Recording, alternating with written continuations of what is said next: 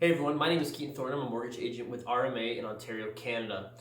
For those of you that are out there and don't quite understand the buying process of buying a home, this video is to help you understand the major steps and what to look out for when you're going through that process. So here are the 5 steps that I came up with that you'll need to know when going through the buying process for yourself, and we'll go through some things to look out for when it comes time to each step. So the first one, that'd be to find a mortgage agent or broker that you can trust that could get you a pre-approval.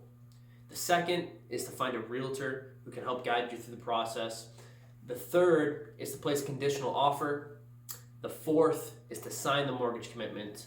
And the fifth is to meet with a lawyer. So the first thing that you would need to do is obviously find an agent that you can trust. Now, all agents out there have access to the same thing, so that's why you need to find one that you trust and that you're willing to stick with and who you think has your best interest in mind. Agents are able to collect your financial information to figure out exactly what you can afford, and they're able to recommend the products that best fit your needs. It's all too often that people get way ahead of themselves.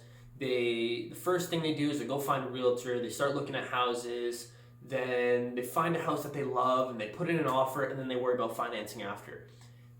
It's too late to worry about financing at that point. It happens so much that people look at houses that are way outside their price range that they cannot qualify for. Then they go get financing, and it's just not possible. Figure out what you can afford first, so that when it comes to actually looking for the houses, you're not disappointed. Right? If you start at an $800,000 asking price and you love the house, and then all of a sudden you find out you can only afford $500,000, you're going to be disappointed in what you can get because the quality of house is different. So pre-approvals are great. They allow you to lock in your rate for up to 120 days. Some banks and lenders are 90, but most are 120. And what this does is it keeps your rate from the point of which you get the pre-approval to the point at which you close. You have to close within the 120 days, but it protects you. So if rates go up during that time, you're protected, you keep the same rate.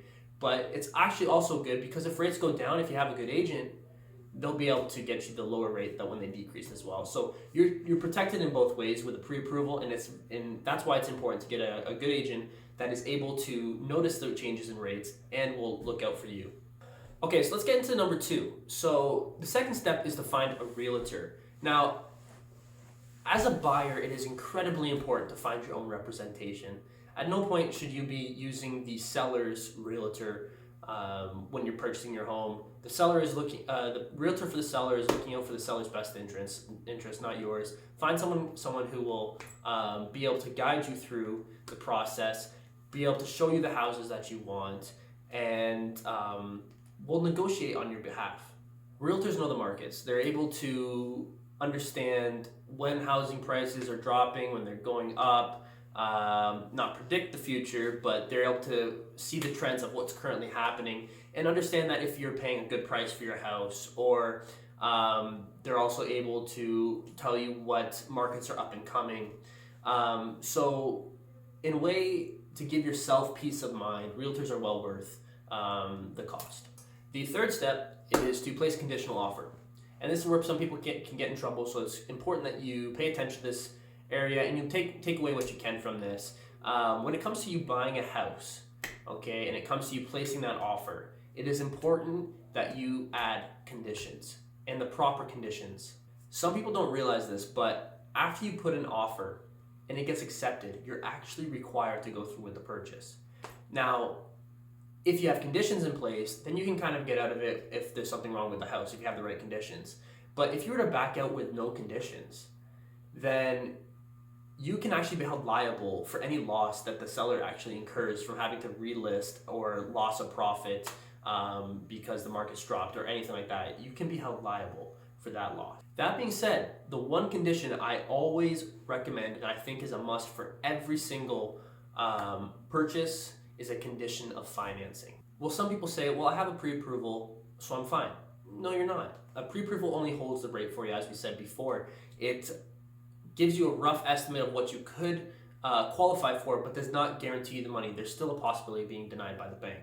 See, this condition allows you to arrange financing with the bank while protecting you in case the financing falls through and you're unable to go through the purchase of the home. I recommend at least 5 business days for your condition of financing. This allows your agent or broker plenty of time to arrange the financing needed. Other conditions are really based on the property that you're getting, and that's why I say to get a good realtor. That way they can use their experience to know the condition of the housing, what other kind of conditions you need to put for the purchase itself. So getting into the agent's side of things, once you have gone through the negotiations and you've come to an agreement, you've placed your conditional offer with condition of financing, it is then the agent's turn to go and get that financing arranged. Once approval is received, you're then able to go and waive your condition of financing and proceed with the purchase. So the one thing to remember with this step, the deal is not done yet. It's just an approval. The purchase for the house has not closed. It's important that you don't go changing your finances. That means don't go and get yourself a new credit card. Don't get a line of credit. Don't buy a car. Don't go put something on credit. Keep everything the same. If you were to do any of those things, the bank can then come back and say, oh, you've changed the conditions of the deal, the terms of the deal. You now have more liabilities than before. So we can't give you the financing. So it's important that until the deal is closed, you keep everything the same. The 4th step is to sign the mortgage commitment. This is the exciting part. It's the paperwork. Once you've received the approval, it's then time to meet with your mortgage agent again and actually sign the commitment itself. At this point, you'll be able to have a meeting where the agent goes in depth onto what mortgage you are actually getting with penalties, prepayment privileges, the payment, the interest rate, the term, the amortization. If you don't know any of this stuff, we're going to be going through it in more videos. But your agent or broker is able to go through everything related to this purchase when it comes to the mortgage. It's important that you have an agent that you trust that if you're a first-time home buyer, that explains the stuff very well to you, because you want to be educated on what you're getting.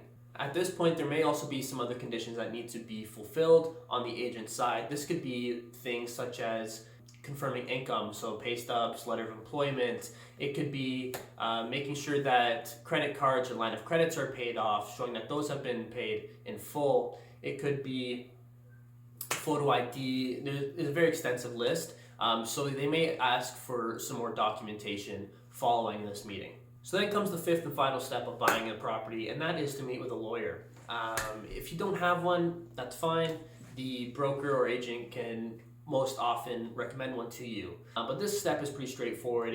You're going to meet with the lawyer to sign and finalize the purchase of the property. After this, all you got to do is wait for the close of property. It's just a waiting game at that point.